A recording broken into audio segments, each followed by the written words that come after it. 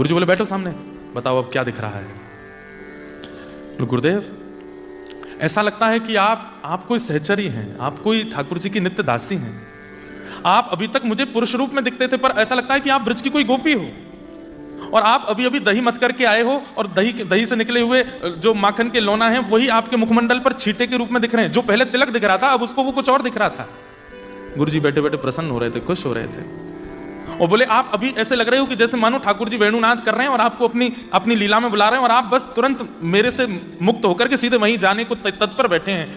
ऐसा लगता है कोई दिव्य लीला हो रही है, और आप उस लीला की एक गोपी हैं।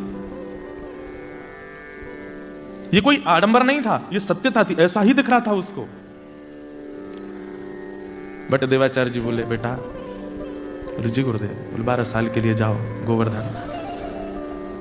लेकिन अब की बार वो रोया नहीं, वो समझ गया कि नहीं मेरी योग्यता अभी बनी नहीं है। फिर भी कहा गुरुदेव मैं जान सकता हूं क्या मुझे जो दिख रहा है वो सत्य नहीं है? बोले सत्य है, लेकिन तूने आते ही कहा कि 12 साल की तपस्या पूरी हुई, ये 12 वर्ष की तपस्या का एक अभिमान तेरे चित्त में है, एक बार और जाओ। कितने 12 थोड़ी, अब तो कितने हो गए, 24 वर्ष हो गए। फिर से गया, 12 साल फिर गिरिराज जी की परिक्रमा करी, और जैसे ही 36 वर्ष हो गए, लौट करके जब आए, श्री भट्ट देवाचार्य जी अपने आसन पर बैठे थे, और सामने से वो जैसे ही आया, आते अब कुछ बोला नहीं, अब कुछ कहा नहीं, बस नेत्रों से विरल अश्रुधारा गिरी। भट्ट देवाचार्य जी बोले कहो बालक क्या कह रहे हो? बोले नाथ ऐसा लगता है कि मानो मेरे सामने साक्षात यशोदा मैया बैठी हैं, और उनके एक गोदी के ऊपर साक्षात किशोरी जी बैठी हैं, और दूसरी गोदी में साक्षात श्री लाल जी बैठे हैं। श्री प्रिया लाल जी को गोद में लेकर के मानो जैसे यशोदा जी बैठी हैं, मानो जैसे कीर्ति मैया मेरे सामने बैठी हैं, मानो जैसे साक्षात कोई गोपी दोनों युगल सरकार को लेकर के बैठी है।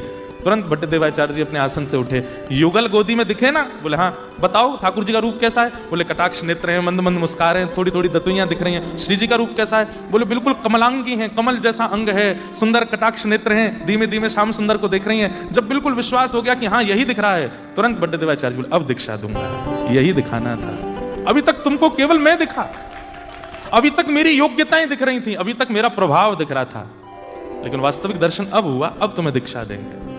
और वही हमारे ब्रजमंडल के एक अद्भुत रसिक बने वो बालक, और उनका नाम हुआ हरिव्यास देवाचार्य। क्या नाम हुआ?